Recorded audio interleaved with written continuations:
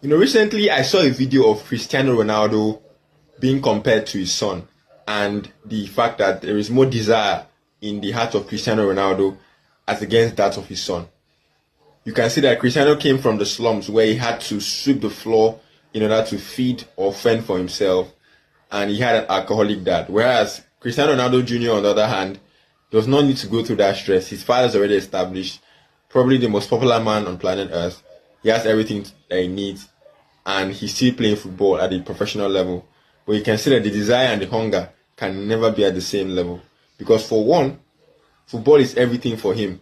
And for the other one, football is not necessarily everything for him, because most of what he needs has been provided for him. So we can see the difference between both worlds. And I come to realize something. People that end up being extremely successful usually come up from terrible backgrounds.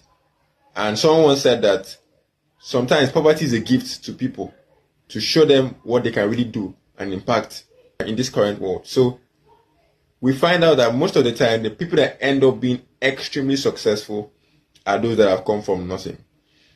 Because those that are already from privileged backgrounds usually rely on the wealth that have been established already, and they do not see the need to go back and create their own wealth. And as such, they don't end up achieving much, as against those who know that they have a responsibility for their bloodline to break that curse of some sort and become the one that changes everything. Now, while there are exceptions to this case where we have people who came from wealthy backgrounds who went ahead to skyrocket themselves, we also have people who came from nothing and ended up somewhere. It not just motivates, but shows people that if we could do this, having come from terrible backgrounds, then you too, you can. So my word for somebody here is, it doesn't matter how lowly your background was or your background is, you have the right to rise above your circumstances and create a name for yourself. A larger percentage of billionaires are first generation billionaires, which shows that they started from zero, they started from scratch. And the same can be for you. For example, more recently I read about the founder of Canva. She got rejection after rejection before eventually she was able to get somebody to invest properly on her project, which is a designing app application, of course, probably the most famous designing app that we know about.